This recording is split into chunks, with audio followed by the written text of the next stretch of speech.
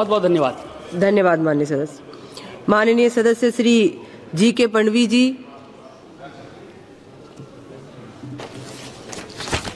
Thank you, Chairman Madam, for giving me the opportunity to speak on this extremely important and serious issue in the House. I stand in this House today to express my deep concerns regarding the Disaster Management Bill 2024. It is extremely necessary to examine its various aspects in detail and in an analytical sense. I will present each aspect of the bill in detail so that it becomes clear why this bill poses a significant challenge to the country's disaster management framework. Firstly, I would want to ask the government and the concerned minister for carefully explaining the legislative intent of bringing this bill. It is not enough to just introduce the bill. It is not enough to just mention the statement of objects and reasons of the bill. I would like to know whether are you trying to resolve some conflict? Are you trying to follow some Honorable Supreme Court orders? Are you trying to resolve some pending court cases? I think that should be there in the introduction of the bill, or at least in the reply. And Chairman Madam, I'm not going to beat around the bush. I'll straight away dive into the contents of the bill. In Section 2 of the Disaster Management Act 2005, they are trying to insert an explanation under subsection 1 clause D, which I'll read it out right now. For the removal of doubts, it is clarified that the expression man-made causes does not include any law and order related matter or situation, or any situation arising from law and order related matter or situation. I want to ask the government, why not? Why cannot a law or an order of the government be considered man-made cause of disaster? Is the government immune from responsibility? I would like to know the clarification from the concerned minister as well. Also, they have tried to mention man-made causes. They have defined disaster, but they have not defined man-made disaster. I think it is very important because, as you might be seeing, that we have had n number of railway accidents. We have had bridges collapse in this country. We have had forest areas being converted into non-forest areas and used for non-forest activities. I think that's a very big disaster, and therefore we need to name it as Modi-made disaster. a man-made disaster. So I request the government to definitely look into this, and I think that word should be inserted inside this. I would also want to ask the government that they have mentioned the word climate just once in the bill. They have not mentioned climate change at all. I want to ask the government whether they are interested in introducing the definition of the word climate change in the bill, or are they refraining to accept that there is no climate change. Also, I would like to mention that they are trying to insert a clause DA, which is talking about disaster database. I like the idea of introducing collecting data in this database, but in the definition of it, they have only mentioned that central government will give input. The government should know that the state government are also stakeholders. They should also be considered. They should also be asked what kind of statistics and data should be collected from the state government. So I would like another request from the government to give clarification regarding that. In clause GC, they have defined the word hazard.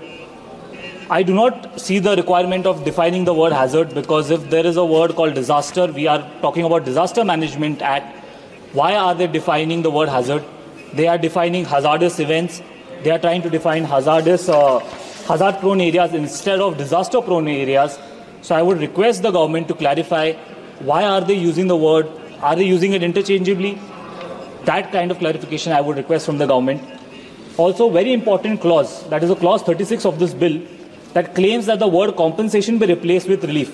I think it's completely wrong to replace the word with compensation to relief, because as I'm a lawyer, I know that compensation is recognized in consumer law, it is recognized in constitutional law as well as environmental law. It is a legal right. Even if the government doesn't accept it, it is at least deemed to be a legal right. So they should accept the word compensation as and how it exists, because compensation is given as a remedial measure when a fundamental right is violated. I would like to mention a case of MC Mehta case, which is AIR 1996 SC 711. The Honorable Supreme Court had held that they have the power under Article 32 to award compensation to the victims of pollution. Compensation, I like to define the word compensation here. Compensation is social insurance. It is a welfare measure by the government. It is a government obligation to protect its citizens. By making it, that you're replacing the word compensation to relief, the government is saying that it cannot be claimed as a legal right, and relief becomes a discretionary option. as per the whims of the central government. It cannot be claimed in court, and therefore relief is only obligatory and not extended as a legal right.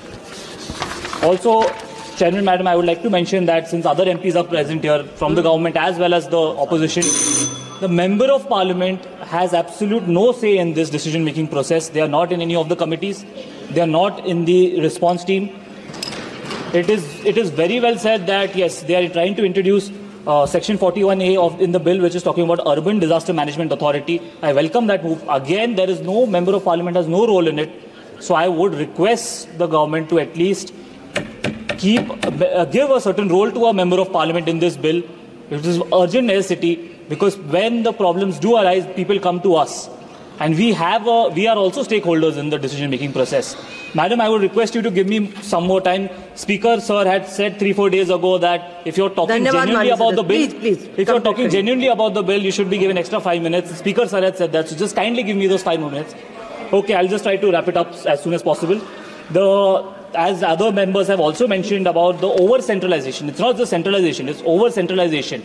The central government is trying to absorb all the powers within themselves and trying to take away the powers from the state governments. I would like to give an example that when the Amphan cyclone did occur, the states of West Bengal and Odisha played a crucial role in disaster management.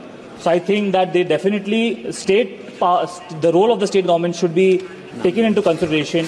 Also, I would like to talk about the complexity in emerging financial. Ma'am, I'll just complete in 1 minute, just suggestions. Last line. I will not talk about the other parts of the bill. I would request the government that they take help of advanced technology with ISRO, Indian Meteorological Department, National Remote Sensing Agency. For research and development, I would request that AI, remote sensing and big data analytics to be considered. And when you're talking about rehabilitation, there should be a clause for psychological rehabilitation of the victims of the national disaster. And definitely, I think this bill, they are talking about preparedness in the bill, but they're not prepared to execute this bill. So I think they should reconsider the whole contents of the bill and reintroduce it again. माननीय सदस्य मियां अल्ताफ जी, बहुत बहुत शुक्रिया।